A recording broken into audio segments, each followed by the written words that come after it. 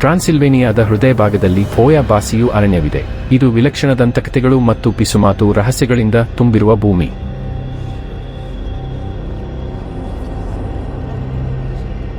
ಇದು ಪ್ರಕೃತಿಯ ಸಾಮಾನ್ಯ ನಿಯಮಗಳು ಬಾಗುತ್ತಿರುವಂತೆ ತೋರುವ ಸ್ಥಳವಾಗಿದೆ ಮತ್ತು ಪ್ರತಿಯೊಂದು ನೆರಳು ಗುಪ್ತ ರಹಸ್ಯವನ್ನು ಹೊಂದಿದೆ. ನಮ್ಮ ಕಥೆಯಲ್ಲಿ ಸ್ನೇಹಿತರ ಗುಂಪು ಈ ಕುಖ್ಯಾತ ಕಾಡಿಗೆ ಸಾಹಸವನ್ನು ಹುಡುಕುತ್ತಾ ಹೋಗುತ್ತಾರೆ ಮತ್ತು ಅವರಿಗೆ ಕಾಯುತ್ತಿರುವ ತಣ್ಣನೆಯ ಅದೃಷ್ಟದ ಬಗ್ಗೆ ತಿಳಿದಿರುವುದಿಲ್ಲ. ರಾತ್ರಿ ಬೀಳುತ್ತಿದ್ದಂತೆ ಕಾಡು ಆತಂಕಕಾರಿ ಮೌನದೊಂದಿಗೆ ಎಚ್ಚರಗೊಳ್ಳುತ್ತದೆ. ಅವರ ಕ್ಯಾಂಪ್ಫೈರ್ನ ಹೊಳಪು ಮಸುಕಾಗುತ್ತದೆ ಮತ್ತು ಒಂದೊಂದಾಗಿ ಅವರ ಫೋನ್ಗಳು ಶಕ್ತಿಯನ್ನು ಕಳೆದುಕೊಳ್ಳುತ್ತವೆ, ಅವರನ್ನು ತೂರಲಾಗದ ಕತ್ತಲೆಯಲ್ಲಿ ಬಿಡುತ್ತವೆ. ಈ ಕತ್ತಲೆಯಿಂದ ನಿಗೂಢ ಪ್ರಜ್ವಲಿಸುವ ಗೋಳಗಳು ಹೊರಹೊಮ್ಮುತ್ತವೆ. ಅವು ಗಂಟುಗಂಟಾದ ಮರಗಳ ನಡುವೆ ಮೌನವಾಗಿ ತೇಲುತ್ತವೆ. ಶೀಘ್ರದಲ್ಲೇ ಮೃದುವಾದ, ಗ್ರಹಿಸಲಾಗದ ಪಿಸುಮಾತುಗಳು ಗಾಳಿಯ ಮೇಲೆ ತೇಲುತ್ತವೆ. ಪ್ರಾಚೀನ ಶಾಪಗಳು ಮತ್ತು ಕಾಣದ ಶಕ್ತಿಗಳ ಬಗ್ಗೆ ಮಾತನಾಡುವಂತೆ ತೋರುವ ಪಿಸುಮಾತುಗಳು. ನಂತರ ವಿವರಣೆಯನ್ನು ಧಿಕ್ಕರಿಸುವ ಕ್ಷಣದಲ್ಲಿ ಸ್ನೇಹಿತರಲ್ಲಿ ಒಬ್ಬರು ಯಾವುದೇ ಕುರುಹು ಇಲ್ಲದೆ ಕಣ್ಮರೆಯಾಗುತ್ತಾರೆ. ಕೊನೆಗೂ ಅವನು ಸಿಕ್ಕಾಗ ಅವನ ಕಣ್ಣುಗಳು ಶೂನ್ಯದಂತೆ ಕತ್ತಲೆಯಾಗಿವೆ ಮತ್ತು ಅವನ ಕಾಡುವ ಮಾತುಗಳು ರಾತ್ರಿಯಲ್ಲಿ ಪ್ರತಿಧ್ವನಿಸುತ್ತವೆ. ಅವರು ನಮ್ಮನ್ನು ನೋಡುತ್ತಿದ್ದಾರೆ.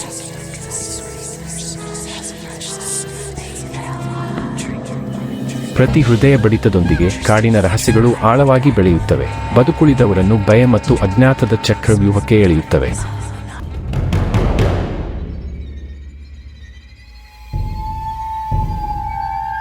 ಪ್ರತಿಯೊಂದು ಶಬ್ದ, ಪ್ರತಿ ಬೆಳಕು ಮತ್ತು ಪ್ರತಿ ನೆರಳು ಪರಿಹರಿಸಲು ತುಂಬಾ ಭಯಾನಕವಾಗಬಹುದಾದ ನಿಗೂಢತೆಯ ಸುಳಿವು ನೀಡುವ ಕಥೆಯೊಳಗೆ ಹೆಜ್ಜೆ ಹಾಕಲು ನಿಮ್ಮನ್ನು ಸಿದ್ಧಪಡಿಸಿಕೊಳ್ಳಿ. ಹೋಯಾ ಬಾಸಿಯು ಜಗತ್ತಿಗೆ ಸುಸ್ವಾಗತ. ಅಲ್ಲಿ ಕಾಡಿನ ಪಿಸುಮಾತುಗಳು ಭಯ ಮತ್ತು ಕತ್ತಲೆಯ ಅದ್ಭುತ ಎರಡನ್ನೂ ಭರವಸೆ ನೀಡುತ್ತವೆ.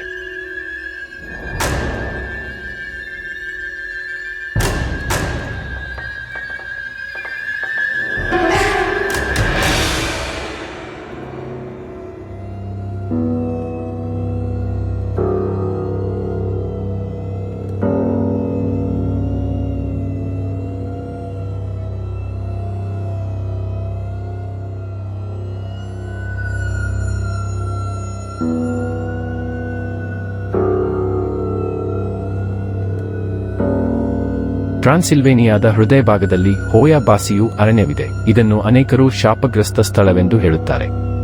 ಸಾಹಸದ ರುಚಿಯನ್ನು ಬಯಸುವ ಸ್ನೇಹಿತರ ಗುಂಪು ಇಲ್ಲಿ ಶಿಬಿರ ಹೂಡಲು ನಿರ್ಧರಿಸುತ್ತದೆ.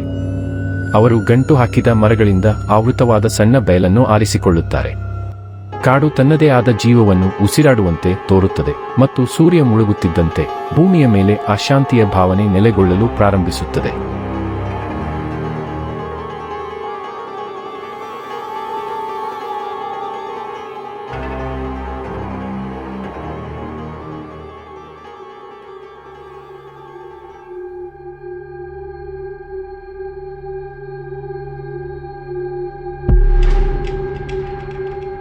ಸ್ನೇಹಿತರು ತಮ್ಮ ಡೇರೆಗಳನ್ನು ಸ್ಥಾಪಿಸಿದರು, ನಗುತ್ತಾ ಮತ್ತು ದಂತಕಥೆಗಳು ಮತ್ತು ಕಾಡಿನ ಹಳೆಯ ಕಥೆಗಳ ಬಗ್ಗೆ ಕಥೆಗಳನ್ನು ಹಂಚಿಕೊಳ್ಳುತ್ತಿದ್ದರು.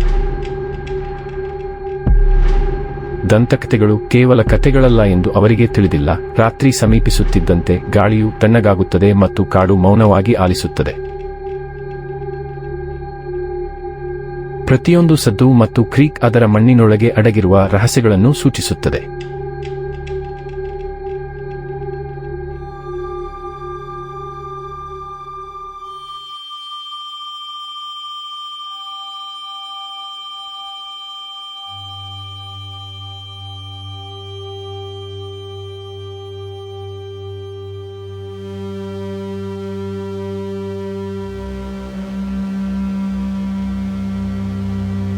ಮಧ್ಯರಾತ್ರಿಯಲ್ಲಿ ವಿಚಿತ್ರವಾದ ಏನೋ ಸಂಭವಿಸುತ್ತದೆ. ಎಲ್ಲಾ ಫೋನ್ಗಳು ಕತ್ತಲೆಯಾಗುತ್ತವೆ ಮತ್ತು ಶಿಬಿರದ ಮೇಲೆ ದಟ್ಟವಾದ ಮೌನ ಆವರಿಸುತ್ತದೆ.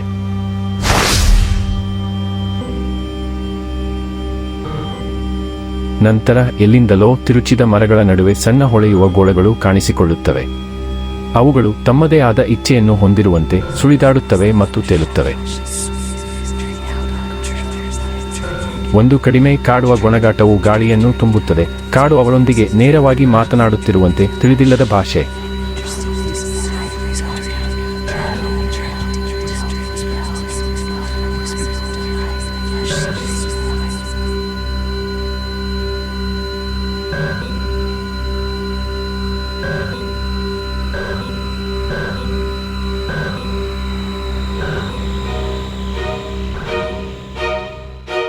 ಭಯದ ಆ ಕ್ಷಣದಲ್ಲಿ ಒಬ್ಬ ಸ್ನೇಹಿತ ಕಣ್ಮರೆಯಾಗುತ್ತಾನೆ.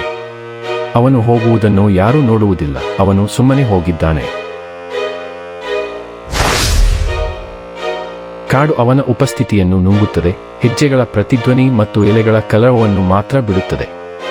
ಸ್ನೇಹಿತರು ನಿಂತಲ್ಲೇ ಉಳಿದಿದ್ದಾರೆ. ಅವರ ಹೃದಯಗಳು ಬಡಿಯುತ್ತಿವೆ. ಅವರ ನಷ್ಟದ ಅರಿವು ಹಿಮಾವೃತ ಮಂಜಿನಂತೆ ನೆಲೆಗೊಳ್ಳುತ್ತದೆ.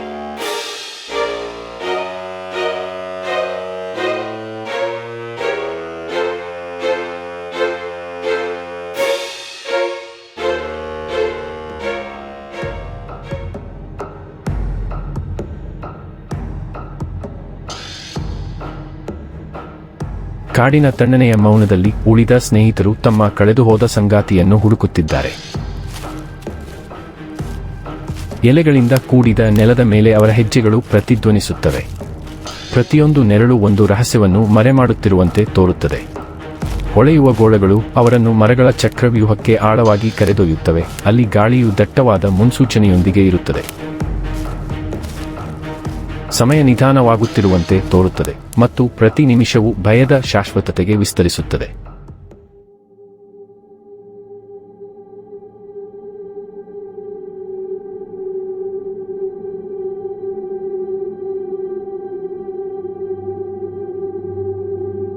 ಕೊನೆಗೂ ಅವರು ಅವನನ್ನು ಕಂಡುಕೊಂಡರು.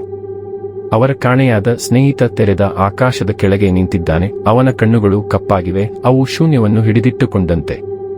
ಅವನು ಮೇಲಕ್ಕೆ ನೋಡುತ್ತಾನೆ. ಕಾಣದ ಯಾವುದೋ ಒಂದು ವಿಷಯದಿಂದ ಮೋಹಗೊಂಡನು. ನಿಧಾನವಾದ ಏಕತಾನತೆಯ ಧ್ವನಿಯಲ್ಲಿ ಅವನು ಒಂದೇ ತಣ್ಣನೆಯ ವಾಕ್ಯವನ್ನು ಪುನರಾವರ್ತಿಸುತ್ತಾನೆ. ಅವರು ನಮ್ಮನ್ನು ನೋಡುತ್ತಿದ್ದಾರೆ. ಯಾವುದೇ ಪ್ರಶ್ನೆಗಳನ್ನು ಕೇಳಲಾಗುವುದಿಲ್ಲ. ಯಾವುದೇ ಸಾಂತ್ವನವನ್ನು ನೀಡಲಾಗುವುದಿಲ್ಲ. ರಾತ್ರಿಯಲ್ಲಿ ಪದಗಳು ತೂಗಾಡುತ್ತವೆ, ಭಾರವಾದ ಮತ್ತು ವಿವರಿಸಲಾಗದವು.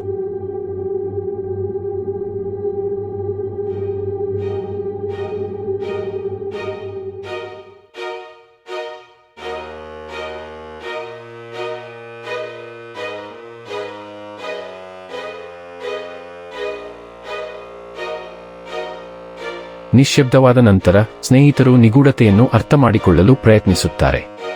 ಈ ಹೊಳೆಯುವ ಮಂಡಲಗಳು ಯಾವುವು? ಸಾಮಾನ್ಯ ಪ್ರಪಂಚದ ಮುಸುಕಿನ ಆಚೆಯಿಂದ ಅವುಗಳನ್ನು ಯಾರು ನೋಡುತ್ತಿದ್ದಾರೆ? ಕಾಡು ತನ್ನ ರಹಸ್ಯಗಳನ್ನು ಹತ್ತಿರದಿಂದ ಹಿಡಿದಿಟ್ಟುಕೊಳ್ಳುತ್ತದೆ. ಉತ್ತರಗಳಿಗಿಂತ ಹೆಚ್ಚಿನ ಪ್ರಶ್ನೆಗಳನ್ನು ಬಿಟ್ಟುಬಿಡುತ್ತದೆ.